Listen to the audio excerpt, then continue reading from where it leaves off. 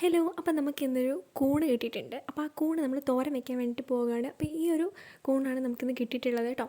ഇനി ആ കൂണ് നമ്മൾ വൃത്തിയാക്കി എടുക്കാൻ വേണ്ടിയിട്ട് പോവുകയാണ്. അതിൻ്റെ മുകളിലെ ആ ഒരു തൊലി ഉണ്ടല്ലോ, അത് നമ്മൾ എടുത്ത് കളഞ്ഞതിന് ശേഷം നന്നായിട്ടൊന്ന് കഴുകി ചെറിയതായിട്ടൊന്ന് ചെറിയ ചെറിയ കഷ്ണങ്ങളാക്കിയിട്ട് ഒരു പാത്രത്തിൽ വെള്ളം എടുത്തിട്ട് അതിലേക്ക് ഇട്ടതിന് ശേഷം നമുക്ക് നന്നായിട്ടൊന്ന് കഴുകിയെടുക്കാവേ.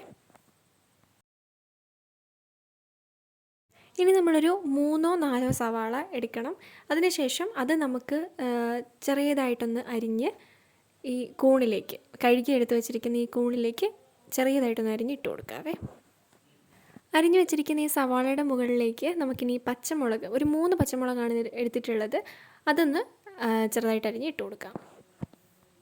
ഇനി നമുക്കൊരു 1/4 ടീസ്പൂൺ മഞ്ഞൾപ്പൊടി ഇതിൻ്റെ മുകളിലേക്ക് ഇട്ട് കൊടുക്കാം. അതിനുശേഷം ഒരു 4 തണ്ട് കറിവേപ്പില നമ്മളിതിലേക്ക് എടുത്തിട്ടുണ്ട്. അതിലേക്ക് നമുക്ക് ഇട്ട് കൊടുക്കാം.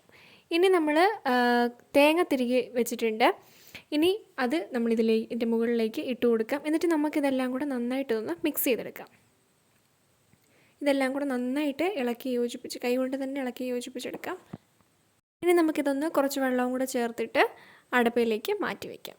അടപ്പയിൽ വെച്ചിട്ട് നമുക്ക് ഇതൊന്ന് നന്നായിട്ട് അടച്ചു വയ്ക്കാം. എന്നിട്ട് ഇതൊന്ന് വെള്ളം പറ്റുന്ന സമയമാകുമ്പോഴത്തേനും നമ്മുടെ തോരൻ റെഡി ആയിക്കോളും. അപ്പോൾ ഇതാ നമ്മുടെ തോരൻ ഇവിടെ റെഡി ആയിട്ടുണ്ട്. സംഭവം സിമ്പിളാണ്. എല്ലാം ട്രൈ ചെയ്ത് നോക്കുക.